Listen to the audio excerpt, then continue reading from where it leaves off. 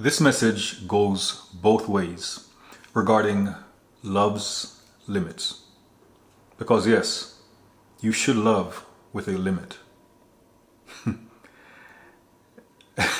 Things are changing already.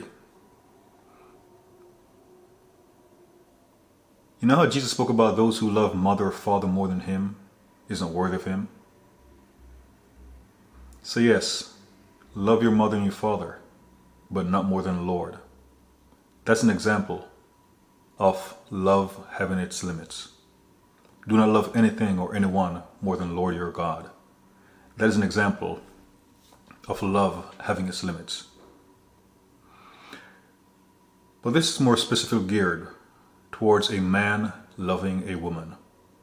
So yes, it goes both ways, but this is primarily about a man loving a woman. You may go through hell for her, but do not go to hell for her. I say again, you may go through hell for her, but don't go through hell.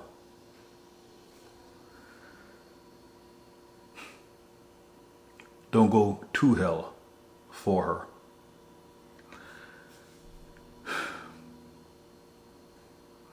And some people may say, well, the message sounds sexist, it sounds misogynistic. And there are a lot of fairy tales out there. Typically, it's the man who is fighting to get to the woman. And in the Bible, there are many examples of a man fighting to get to the woman he loves.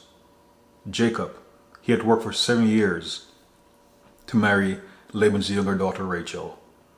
He was deceived into marrying Leah instead. And he didn't stop fighting to finally marry the woman that he loved.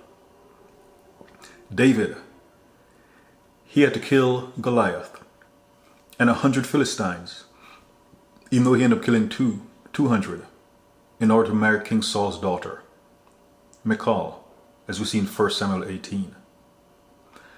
But there was still a limit. So even though David was willing to go through all of that, killing all those men in order to marry Michal, in 2 Samuel 6, when he was bringing the Ark of God into Jerusalem, and Michal saw him dancing, basically in front of all Israel, and he wasn't fully clothed, she had issues. But David would not compromise his worship for the Lord his God, no matter how offended she was. So yes, in a matter of speaking, David went through hell for Michal. And then another part of their story is that David had to go into exile. He fled for his life from King Saul in 1 Samuel 19, and he left Michal behind. King Saul gave her to another man. And in 2 Samuel 5, we see how David, he insisted on getting his wife back. So he went through hell for her, but he was not going to go to hell because of her. He wouldn't compromise his relationship with the Lord his God. David, with Bathsheba, he lusted after her. But he could have gone to hell because of her. What he did wasn't worth it. And that is in 2 Samuel 11. In 2 Samuel 13, David's eldest son, Amnon, claimed that he loved his half-sister Tamar. And what he did quite possibly got him sent to hell. So it wasn't worth it. And then Adam and Eve. Adam didn't necessarily have to go through hell for Eve.